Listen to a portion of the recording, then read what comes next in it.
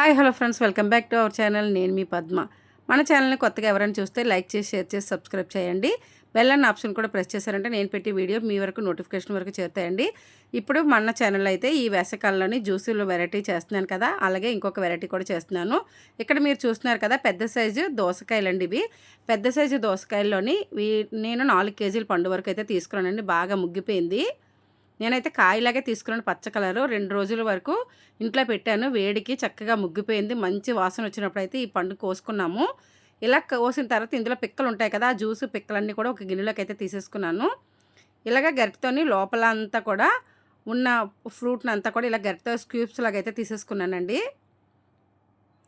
లేదు మీకు మిక్సీలో పట్టించుకోవాలంటే ముక్కల కింద కోసేసుకొని మీద అంతా కూడా తీసేసుకొని ముక్కలు కట్ చేసుకొని మిక్సీలో కూడా వేసేసుకోవచ్చు జ్యూస్కి.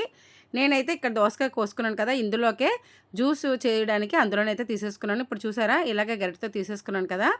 ఇప్పుడు ఇదంతా తీసుకునేది అంతా కూడా మిక్సీ జార్లోనైతే వేసేసుకోవాలి. నేను ఎటువంటి పంచదారనైతే యాడ్ చేయలేదండి. ఇది పండు బాగా ముగ్గిపోవడం వల్ల చాలా తీయగానే ఉంది.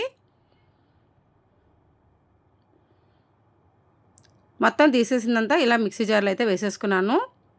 కొద్దిగా అయితే ఉంచేసుకున్నాను కదా, ఈ మొత్తాన్ని అయితే మిక్సీ జార్లో వేసుకొని మెత్తగా జ్యూస్లా చేసుకొని, ఇప్పుడు చూస్తున్నారు కదా, లోపల కొద్దిగా జ్యూస్ అక్కడక్కడ మనకి పలుకులా తగులుతుంది కదా, దానికోసం అయితే నేను విస్కర్తోని కొద్దిగా అయితే తీసేసుకొని చేసుకున్నాను. ఇప్పుడు మిక్సీ పట్టించుకున్న జ్యూస్ కూడా అదే దీంట్లోనే వేసేసుకున్నాను, దోసకాయ దీంట్లోని.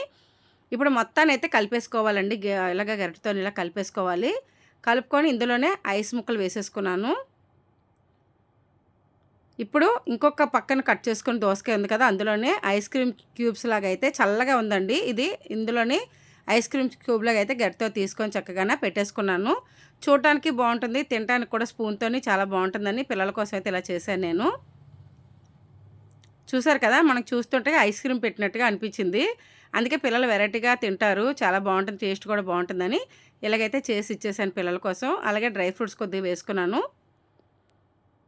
నానబెట్టుకున్న సబ్జాలు కూడా అక్కడక్కడ వేసానండి. అక్కడక్కడ సబ్జాలు వేయడం వల్ల పిల్లలు తినేటప్పుడు కూడా ఇంకా చలవ చేస్తుంది, అక్కడక్కడ పంటికి కూడా తగులుతాయి.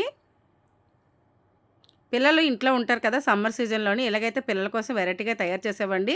ఇలాగ డిఫరెంట్గా చేసిస్తే గిన్నెల్లోని గ్లాసులో కాకుండా మనం తీసుకున్న ఫ్రూట్లోని చేసి ఇచ్చారనుకోండి, పిల్లలు ఇంట్రెస్ట్గా తింటూ ఉంటారు. మా పిల్లల కోసం అయితే నేను ఇలా ట్రై చేసి ఇచ్చాను. వాళ్ళైతే కొద్దిగా కూడా మిగిల్చుకొని తినేశారు. మీకు నచ్చింది అనుకుంటున్నాను. నచ్చినట్టయితే లైక్ చేయండి. బాయ్.